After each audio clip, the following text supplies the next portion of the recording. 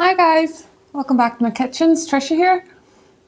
Today I fancy making a wee rhubarb sponge, just for a wee sweet treat for the boys coming in. And I haven't made this for a while, so I'm going to use my jarred rhubarb. This is a jar that was water bathed. I actually water bathed this back in January, February, March, May of 24, and you can see the cut of the rhubarb in there.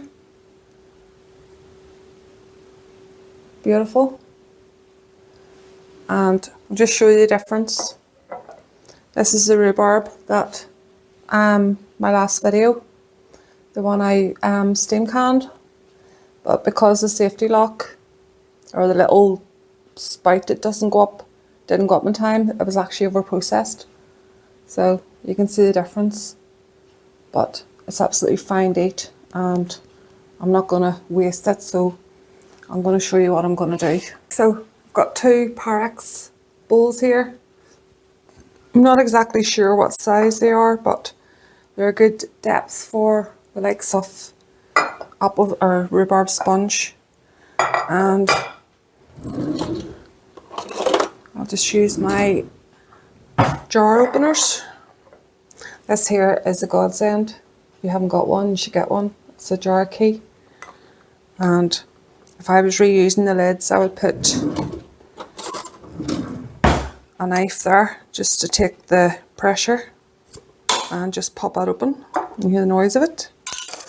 And always smell your produce once you open it, and that smells absolutely gorgeous.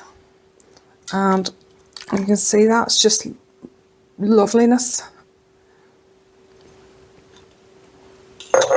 And this is the one I did in the steam canned, but basically it's just over processed, and you know it's sealed whenever you can hardly get the lid open. There we go. And you'll see, you just mix that up together and all those juices and all incorporate again. And once this has a sponge on the top, you never know any difference. You just mix the two together.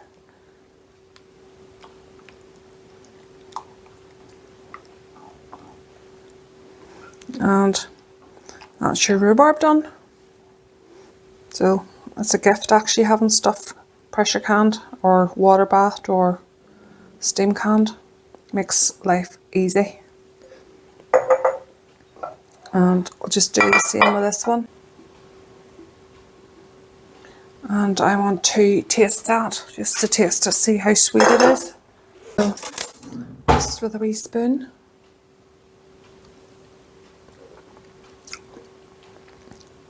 Oh, it's lovely. I want a bit of this one.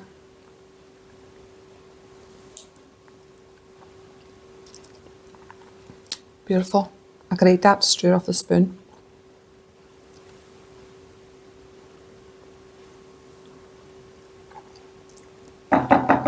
Gorgeous. Happy enough for that. So now what I'm going to do is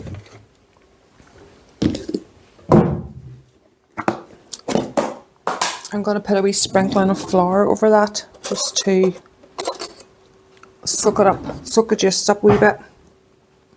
It's nothing as bad as cutting down into an apple sponge and all the fruit being runny and wanting not to come on your spoon. So I just put a little bit of extra flour over there.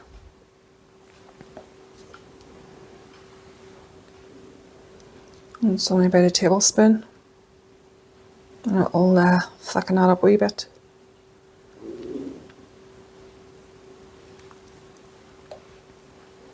A bit more in there.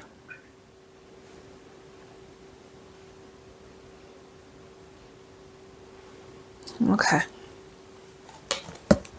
Now we're going to make up a sponge for the top. It's just custard sugar. I buy it at Lidl's. Custard sugar's dear. I usually make my own, but I think this one was on offer.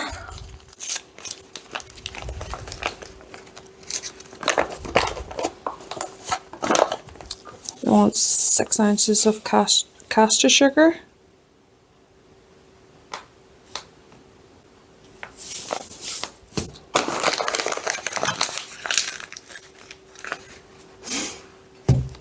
And 6 ounces of margarine.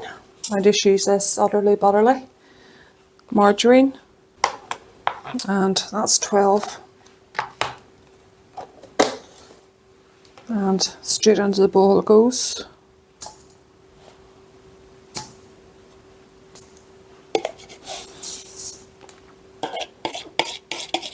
You weigh your sugar out first, put your margarine on top, then you don't have to wash your bowl for your flour. And put that back. And I'm going to tare it back to 0. And I'll weigh out 10 ounces of flour. So 10 ounces of flour I need.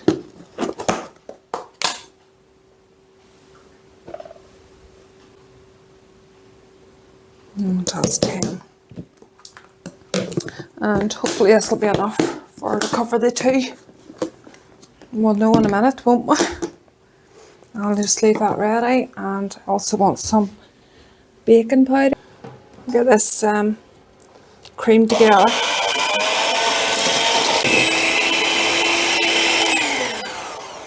Actually, I changed my mind, guys. This is me all the time. I'm going to 3 times that recipe because we like a lot of sponge, and I just don't think that would cover enough. So I'm going to add another 3 ounces of margarine. Add my sugar first. I'm going to add another 3 ounces. It doesn't seem an awful lot, like so. And I want a good top on this, so that's 3. And another 3 ounces of margarine. Okay. Good job I caught that on. Just I say we like lots of sponge, and I don't think it will cover those very well, so it's a good thing about recipes, you can adjust. And just while I'm doing that, I'm going to tear that back and add my flour in case I forget. 5.1 will be fine. Okay, now I feel happier. Get this all worked together.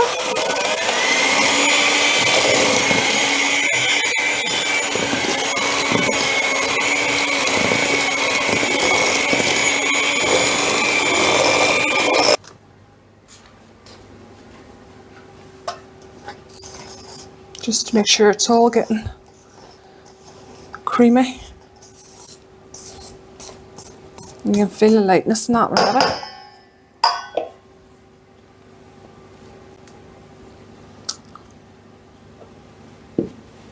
Okay, you can sit on there and give another wee go.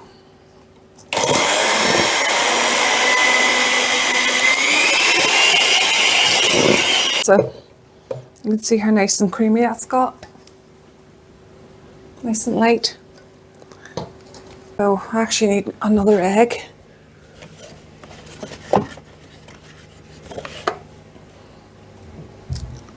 And I just like to crack those onto a saucer, just for them coming from our hens outside, just to be sure. Lovely eggs. That's one going in.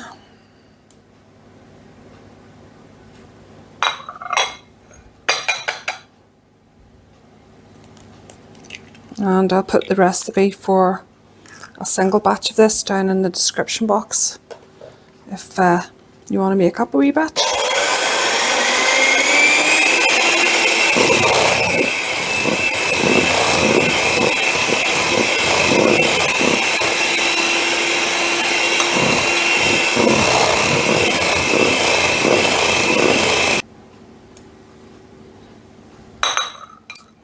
this.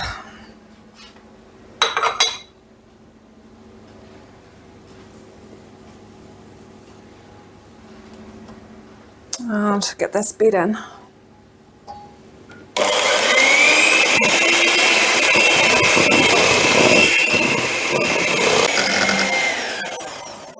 Okay, so now I've got a lovely air in there. So with my flour, I'm going to add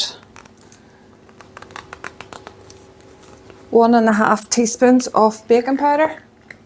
And this is a new one I just bought because it ran out and I didn't have enough of my own stuff to make up baking powder, which is cream of tartar and baking soda, I believe. And that's a wee half teaspoon. So I want 3 of these in here. And just give it a mix in.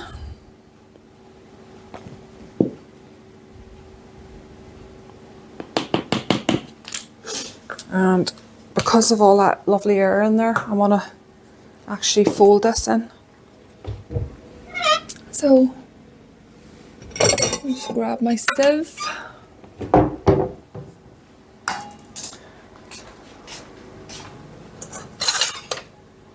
And I like to fold in with a metal spoon.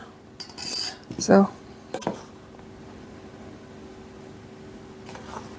I'm just going to add about 1/3 of the flour for now.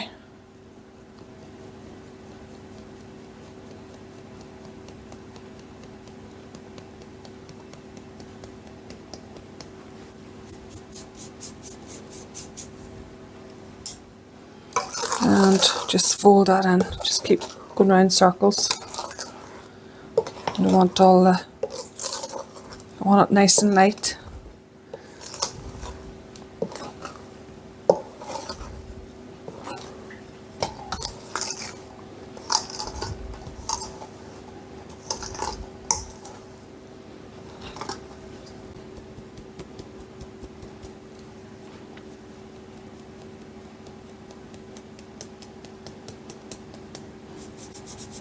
Let's push those little bits through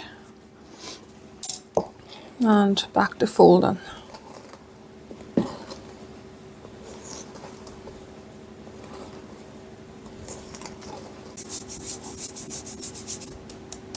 Okay.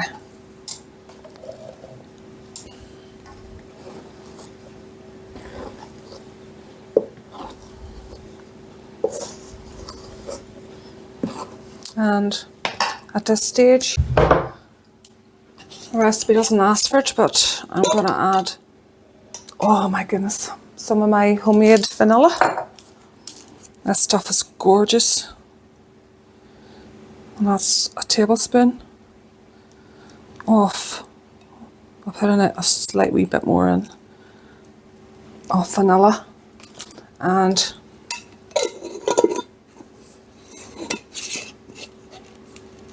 I'm going to add just a wee small spoon of water.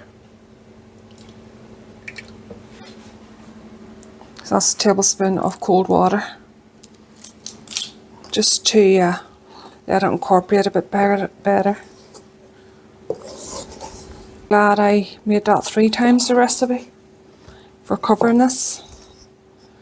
And I am actually going to add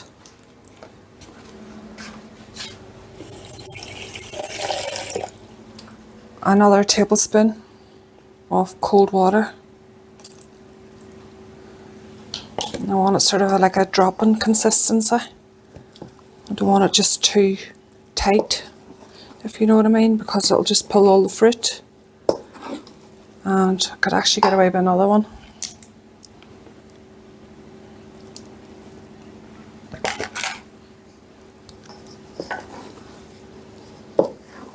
It just loosens it up for you. And it won't do anything to the taste. It'll still taste great. You can see that's just right now. Okay, I'll just scrape the spoon off in case there's any. Sometimes you can get clumps of flour stuck to your spoon. So what's on the spoon, just give it a wee mix in. You can see bits of dry flour there.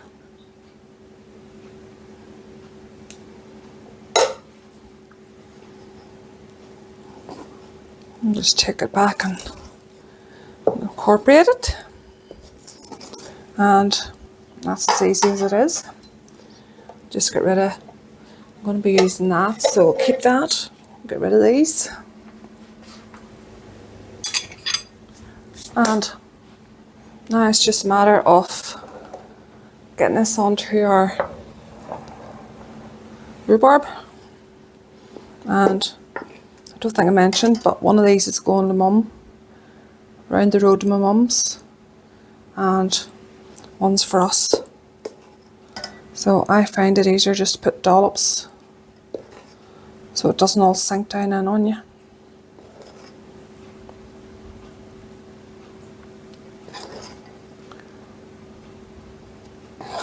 And I'm just going to pull it to the side so I get a cover on that.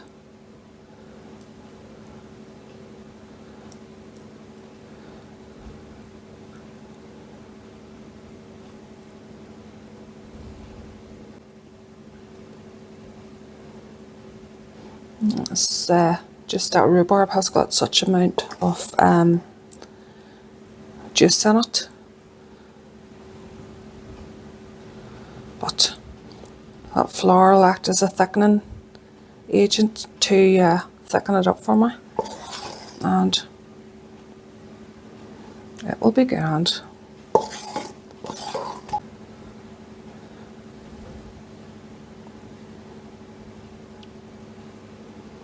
Okay.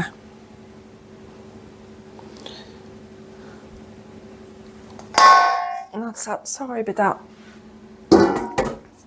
I'm going to get a tray, put these on. I don't want that running all around my oven.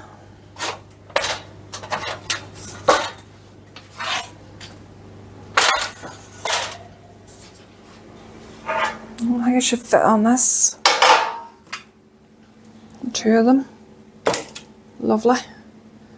And it's going straight into, my oven light's off now, so it's going straight into the oven for about 40 minutes or so. And just to be on the safe side, I'm going to put another tray down underneath.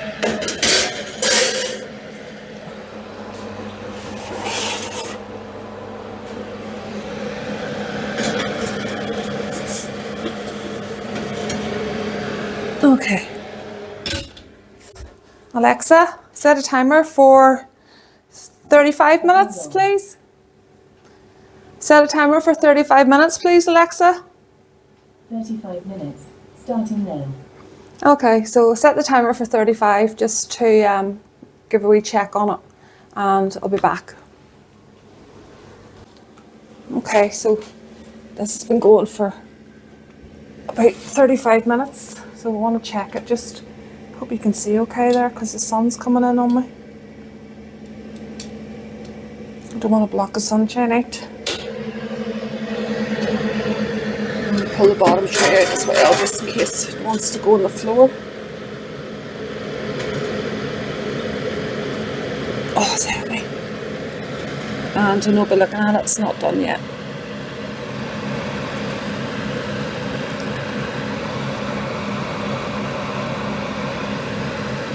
Yeah. I'm going to give that another maybe 10-15 minutes just to be sure. But it smells gorgeous. Okay, timer's gone off again there, so I'm just going to lift this out. It's had a total of 35, 45, 50 minutes. And it is clouding up my glasses.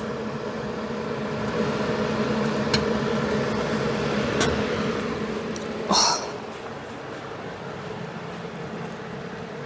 And straight down there without burning myself.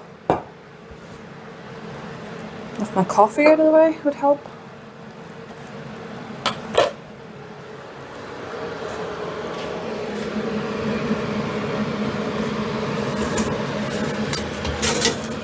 And that's completely done.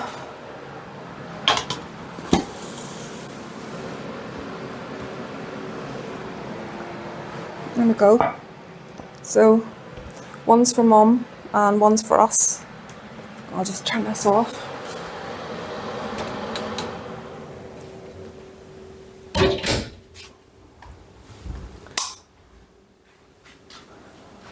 And I reckon it looks pretty, but it's not the most prettiest of looking. This is where all the juices come up around it, but I'll just add a different texture and flavour, and can't wait to cut into this tonight. So I'm going to let these cool down, and we'll be having them after dinner tonight with custard, and I'll show you exactly what they're like whenever they're plated up and they're cooled off.